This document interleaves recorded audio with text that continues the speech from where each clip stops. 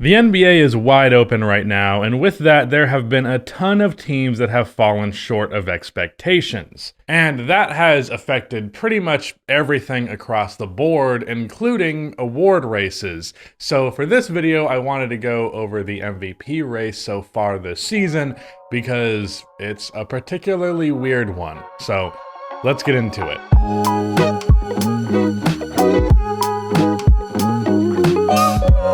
Before we get into today's video, I want to talk about our sponsor, PrizePicks. PrizePicks is the best daily fantasy app out there. To me, the best thing about it is just how simple it is to use. You look at the players' projected stats and then pick whether you think they're going to get more or less of those projections. It is you versus the projections. You can pick 2 to 6 of those players, and if you get all of them right, win max money, or you can choose to use a flex play and you can still get 1 or maybe 2 wrong and still come out net positive. The platform is super easy to navigate. You can put in entries in 60 seconds or less, and while I personally will be sticking to the NBA side of things because that's just the area where I'm comfortable, there's also the NFL, MLB, NHL, NASCAR, and so many more options. And what's great for you if you haven't downloaded PrizePicks already is that first-time users that use my code RUSTY will get a 100% instant deposit match up to $100. So if you put in $50, you will receive $50 from PrizePicks and so on. So click the link in the description and download the PrizePicks app and use my code RUSTY to double your deposit up to $100. Thank you to PrizePicks for sponsoring this video. So we can argue all the live long day about how much winning should actually impact who wins the MVP award. It's a debate that pretty much exists every single year because inevitably one candidate is going to be perceived as better because they have more wins. But regardless of where you fall on that end of the spectrum, I don't really have a strong take one way or the other because I believe Jokic should have won the MVP last year, even though I think his team was like a 5 seed. But with that being the case, I think we can at least agree that the team should be in the playoffs and at least semi-confidently a playoff team. Can we agree on that? Probably not, but I'm just going to assume most of you do.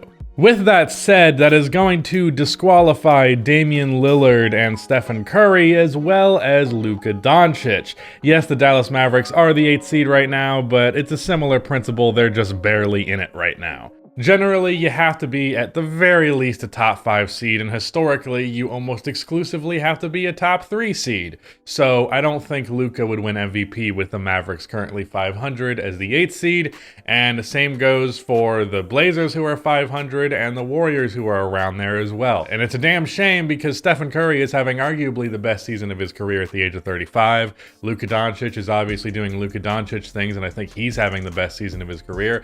And Damian Lillard was off to a really hot start before he got injured, but at least thus far, these guys are not going to be winning this MVP award if the season were to stop right now, and bear that in mind that that is how I'm approaching this video. It's the MVP race so far, and so far, they would not be winning it, but very well possible that either of these teams, I would specifically predict the Warriors, would jump up in the standings and give Steph that chance to win yet another MVP award. Same thing could happen with the Dallas Mavericks because I'm expecting an upswing from them because all that's required is for Jason Kidd to stop being so stubborn with his rotations and give Christian Wood and Josh Green more minutes. But other than that, these guys are not going to win the award right now. So then that leaves us looking more towards the top of the conferences. The top candidates in the West would be Devin Booker, Nikola Jokic, and Ja Morant. I do think Zion could end up having a place in this conversation, but his per game averages are a little bit too low right now. He has been playing a lot better as of late. He had a really good game against the Toronto Raptors, so I do expect his numbers to reach those MVP level box score stuff that he did in his second season, and that combined with the winning that's been happening in New Orleans, I do think there is a very real shot that he could get his name in this conversation. But again, season ending right now, that would not be the case. But out of these three candidates in the Western Conference, even though he has won 2 already, and I do think voter fatigue could strongly factor in here, I would have to lean towards Nikola Jokic just by virtue of him having some insane on-off numbers, specifically on the offensive end.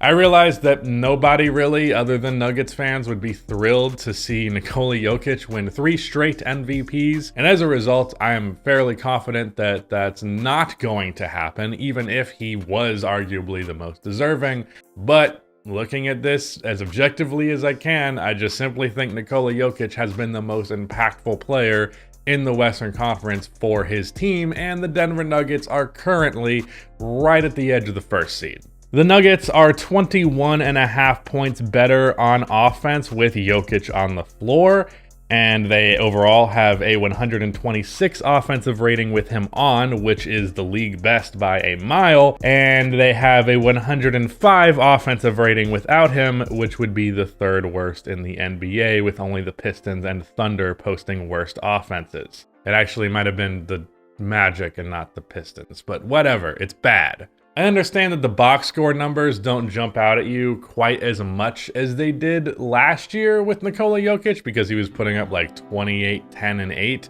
but like he's still putting up 23, 10, and 9, and he is shooting almost 70% from 2-pointers on 2-pointers, so just inside the 3-point arc, has a 70% true shooting.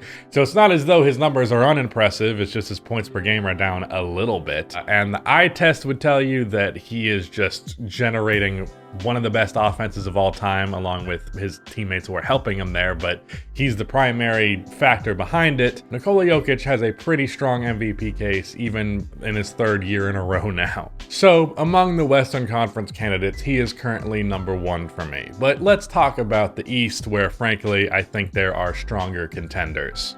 The primary candidates in the East are Joel Embiid, Donovan Mitchell, Giannis Antetokounmpo, and Jason Tatum. Now, to eliminate a few of those names right out of the gate, Joel Embiid has missed 8 games this year, and in the games that he has played, the Sixers have been 500, and they're hovering around there right now as a team as well. So I don't think that with that being the case, he can win the award right now, especially being that that's like 33% less games than everybody else has played. Just by virtue of the if the season ended right now thing, he's done. That said, his numbers are better than last year, and last year he had a very strong MVP case. So there is a good chance that he will find himself back in this conversation as the year progresses. But the big thing with Embiid every year with the MVP race, and just in general, how healthy is he going to be? Because that's the whole reason I pretty much said I doubt he wins one at any point in his career, is last year was probably going to be the last year where he really has a full season under his belt and puts up those numbers, and now he's already on a not great pace to miss a 1/3 of the season. So yeah, Embiid is currently disqualified, but could very well find himself back in it. He just needs to be healthy. Then if we move on to Donovan Mitchell, he has been putting up some great numbers, but they're not quite as mind-blowing as they were to open the year. I made a video about how good the Cavaliers were to open the year, and his numbers were just off of the charts, like crazy production, crazy efficiency. Still very good production, still very good efficiency, but he has cooled down a little bit. And the Cleveland Cavaliers went on a 5-game losing streak like right after I made that video, so they were not the by far and away like best team in the league after the Milwaukee Bucks. So they've fallen off a little bit, and thus Donovan Mitchell's MVP case has fallen off from the very hot start that it had. And though he still has a pretty strong-ish case, I just simply believe that there are some guys above him in this conference, as well as Nikola Jokic in the West. So that moves us on to Giannis and Jason Tatum. Between those two, well, the Celtics and Bucks have the 2 best records in the league right now, with the Celtics being the 1 seed and the Bucks the 2 seed, both being over 70% in wins, the Celtics being over 80%. They are both one of the few teams actually living up to the expectations they had going into this season.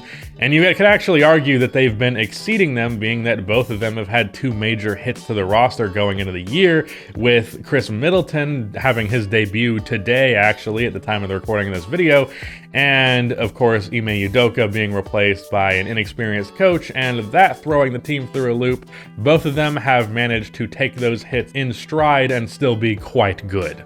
Both of them are also putting up pretty insane numbers and actually a fairly identical box score.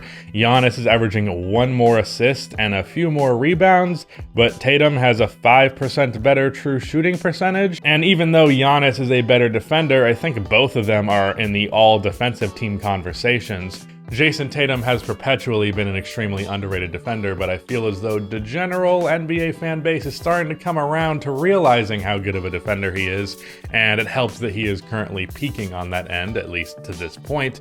So yeah, I don't think defense is going to be a huge argument. Yes, Giannis is a better defender, but you can say that for practically every player in the league, so I don't know that that's really a knock on Jason Tatum. So really, this is kind of a coin toss. You could go either way here. Practically identical stats, nearly identical record, pretty similar level of the roster taking a hit. The Celtics also don't have Robert Williams, which even more adds on to the coaching change. So I would just give it to Jason Tatum simply by virtue of the fact he's a little more efficient, and the Celtics have a slightly better record. But yeah, it could entirely go either way here, and I think arguably a joint MVP. Obviously that's not going to happen, but both of them have pretty damn even cases right now. But I'm feeling pretty good about my pick before this season started of Jason Tatum winning MVP, because he's definitely come out of the gates seeming like he's trying for it. If I were going to rank all of these candidates for my personal MVP pick with the season ending right now, I would go with Jason Tatum, Giannis Antetokounmpo, Nikola Jokic, Devin Booker, Donovan Mitchell, Ja Morant, Steph Curry, Luka Doncic, and Damian Lillard. Again, this is entirely subject to change and entirely based on if the season ended right now, but that is where the MVP race currently stands. We'll probably talk about this right as the race is wrapping up to end the year again. But yeah, shout out to Rudy for editing this video, shout out to Prize Picks for sponsoring this video again, and that is it. Goodbye.